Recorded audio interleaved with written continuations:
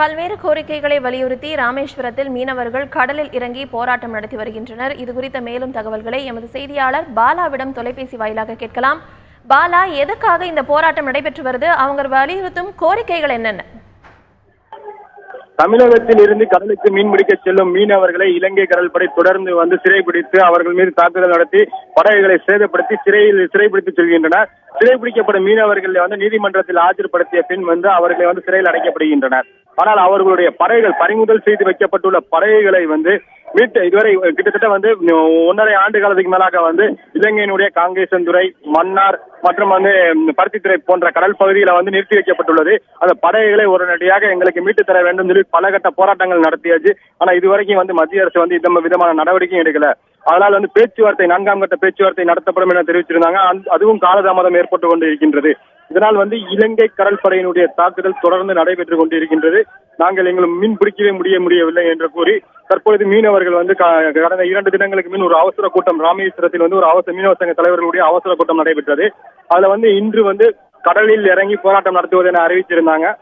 தற்பொழுது இந்த போராட்டத்தில் கிட்டத்தட்ட ஒரு 400க்கும் மேற்பட்ட மீனவர்கள் கலந்து கொண்டுள்ளனர்.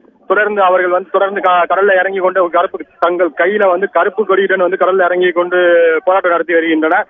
அது மட்டும் இல்லாமல் ஏற்கனவே அதாவது 2014ஆம் ஆண்டு இலங்கை கடற்படையால் சிறைபிடிக்கப்பட்டு 2015ஆம் ஆண்டு இலங்கை நீதிமன்றத்தால் விடுதலை செய்யப்பட்ட படகுகளை இலங்கை நீதிமன்றம் விடுதலை செய்துள்ளது. ஆனால் ஒரு 18 மீனவர்களுக்கு எங்களுடைய படகுகளை ஒப்படைக்கவில்லை என கூறி அந்த படகுகளுக்கு மத்திய அரசு நஷ்டஈடு தர வேண்டும் என 2 கோரிக்கைகளை முன்வைத்து தற்பொழுது போராட்டம் நடைபெற்றுக் கொண்டிருக்கின்றது. தொடர்ந்து இந்த பகுதியில் இந்த மீனவர்கள் தொடர்ந்து கழுத்தரவு தண்ணீரை கடலுக்குள் இறங்கி கொண்டு சென்று கொண்டிருப்பதன் காரணமாக இந்த பகுதியில் ஒரு பதட்டமான சூழ்நிலை உருவாகி கொண்டிருக்கின்றது. தொடர்ந்து இப்பகுதியில் போலீசார் அனைவருமே கண்காணிப்பை மேற்கொண்டு வருகின்றனர். அவர்களை கடல்ல இறங்க வேண்டாம் என எச்சரிச்சுக்கிட்டு இருக்காங்க. ஆனா இருப்பினும் எங்களுடைய படகுகள் எங்களுக்கு சரியான தீர்வு கிடைக்கும் வரை நாங்கள் போராட்டத்தை தொடர்ந்து நடத்துவோம் எனவும் தெரிவித்து வருகின்றனர். பாலா, தற்பொழுது அவர்கள் பல்வேறு கட்ட போராட்டத்தை நடத்தி அவர்களுடைய கோரிக்கைகள் ஏற்கப்படாத பட்சத்தில் இப்போ கடலில் இறங்கி போராட்டம் நடத்தி வருகிறார்கள். அடுத்த கட்ட நடவடிக்கையாக அவர்கள் என்ன செய்வதாக இருக்கிறார்கள்? இந்த போராட்டம் எங்கு நடந்துட்டு வருது? தற்பொழுது இந்த போராட்டமானது ராமேஸ்வர துறைமுகத்தில் உள்ள துறைமுகம், அதாவது படகுகள் நிறுத்தும் துறைமுகத்தில் தான் போராட்டம் நடைபெற்று கொண்டு இருக்கின்றது. அவர்களுக்கு பின்னாடியே நாம் காணலாம். பின்னாடியே படகுகள் அனைத்துமே வரிசையாக நிறுத்தி வைக்கப்பட்டுள்ளது. அதனால் துறைமுகத்திலே போராட்டம் பண்ணி கொண்டிருக்கின்றன.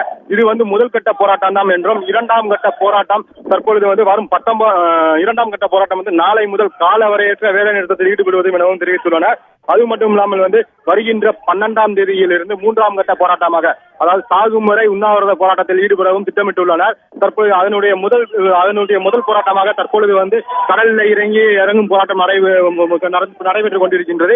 மீனவர்கள் தொடர்ந்து கடலுக்குள் சென்று கொண்டிருப்பதன் காரணமாக அவர்களை தடுக்கும் விதமாக தமிழக கடலோர காவல் படையினுடைய கப்பல் அந்த சைடு ரோந்து கப்பல் கொண்டிருக்கின்றது. மீனவர்களை அதாவது கடலில் இறங்க வேண்டாம் சொல்லி அவர்களை எச்சரிக்கை விடுத்து வருகின்றனர். தொடர்ந்து கரையிலிருந்து எச்சரிக்கை விடுத்து வருகின்றனர். தொடர்ந்து அவர்களை கண்காணிப்பதற்காக அவருடைய கடல் பகுதியில், அதாவது மீனவர்களை மேலே சொல்லுமாறு எச்சரிக்கை விடுத்தும் விதமாக கடலோர காவல் படையினுடைய கப்பல் தற்பொழுது அந்த பாதுகாப்பு பணியை மேற்கொண்டு வருகின்றது.